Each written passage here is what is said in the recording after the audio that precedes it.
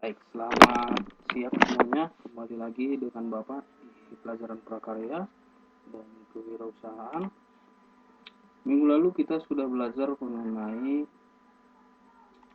bagian A ini, perencanaan usaha kerajinan dari bahan limbah berbentuk bangun datar. Hari ini kita akan belajar mengenai bagian B, yaitu sistem produksi. Ya, jadi sekarang kita mulai sistem produksi. Langsung saja Bapak akan jelaskan. Berbicara mengenai sistem produksi, ya, kita harus mengetahui berbagai bahan baku dari kerajinan tersebut atau aneka produk kerajinan. Ya, Bapak singkat dari bahan limbah berbentuk bangun datar. Kerajinan dari limbah itu bisa kita ambil bahan dasarnya yaitu kulit jagung, bisa plastik, daun pelepah pisang, kertas, kain perca, kardus, sisi ikan, pecahan keramik, dan masih banyak lagi. Nah, ini beberapa contoh. Berbeda bahan dasar, berbeda bahan baku, berbeda juga sistem produksinya, ya, tergantung karakter dari bahan baku tersebut. Nah, ini contoh-contoh produk ini sebenarnya semua sudah ada di buku paket kalian di halaman 22, ya, yang ini ya, sampai halaman 28. Nanti kalian bisa lihat contoh-contoh produknya di buku tadi. Nah, sekarang kita pelajari apa manfaat kerajinan dari bahan limbah berbentuk bangun datar. Ya. Manfaatnya itu ada dua. Secara umum itu ada dua, yaitu sebagai benda pakai dan sebagai benda hias. Ya. Tanpa Bapak jelaskan, mungkin kalian sudah tahu benda pakai itu biasanya kerajinan tersebut mempunyai nilai guna tertentu. Ya.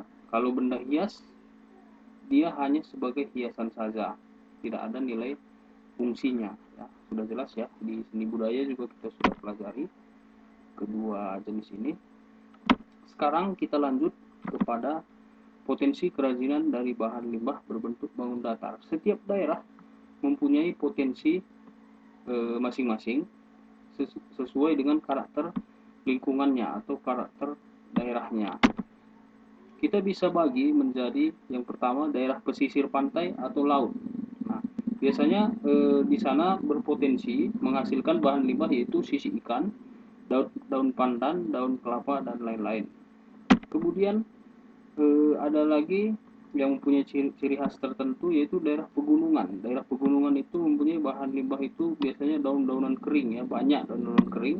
Kemudian kulit buah-buahan dan seterusnya. Daerah pertanian, nah itu biasanya ada jerami padi, kulit jagung, batang daun singkong, kulit bawang, dan lain sebagainya. Ini semua limbah ini bisa dijadikan sebagai kerajinan. Dan ada lagi di daerah perkotaan, itu biasanya kertas, kardus, serbuk gergaji, serutan kayu, plastik, pika, dan lain-lain. Ya.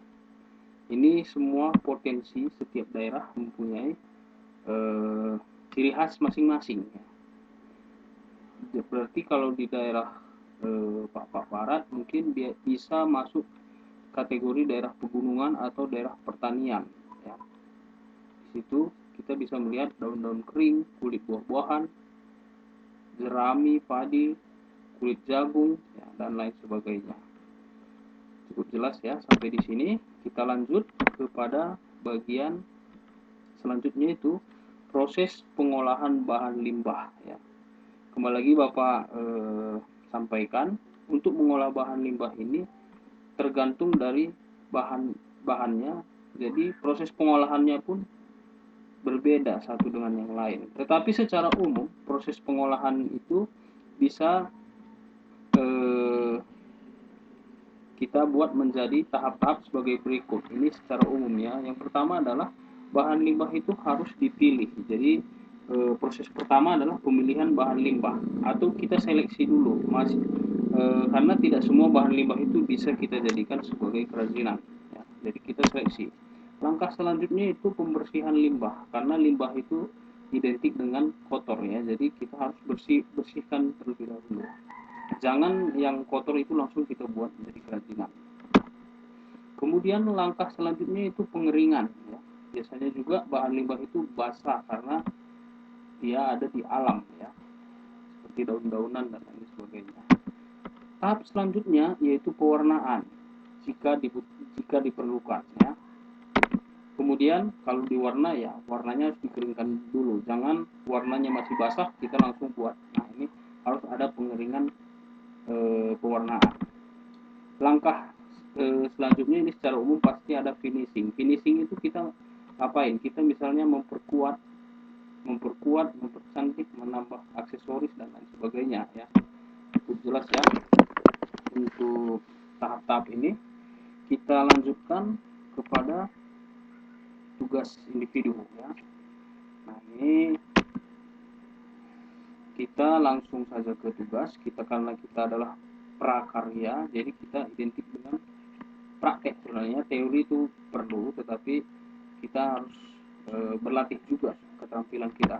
Nah, sebelumnya kalian buka buku paket kalian di halaman 39 sampai 42 ya. Coba kita lihat, Bapak sudah ada download buku paket. Nah, ini dia.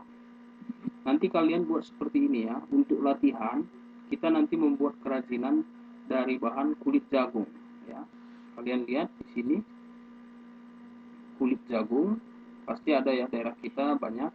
Kenapa Bapak pilih kulit jagung? Karena Bapak yakin kita tidak sulit mencarinya. Nah, nanti kalian buat seperti ini ya, seperti yang ada di buku ini tahap-tahapnya. Nah, tetapi di sini kan banyak ya, ada beberapa tangkai. Tetapi untuk tugas pertama untuk kalian latihan, kalian hanya membuat satu saja ya, satu saja. Nanti tahap-tahapnya kalian foto ya, kembali ke layar PowerPoint. Nah, di sini dapat jelaskan ya. Nanti buat sesuai urutan persis seperti yang ada di buku paket, mulai dari urutan nomor 1 sampai 10. Kemudian tugas kalian hanya membuat satu tangkai saja, kirim ke Bapak via WA foto prosesnya dari awal sampai akhir. Ya, mungkin cukup sekian pertemuan kita hari ini. Jika ada yang kurang jelas, bisa ditanyakan ke WA Bapak. Terima kasih atas perhatian dan kerjasamanya. Jujur membantah Karina.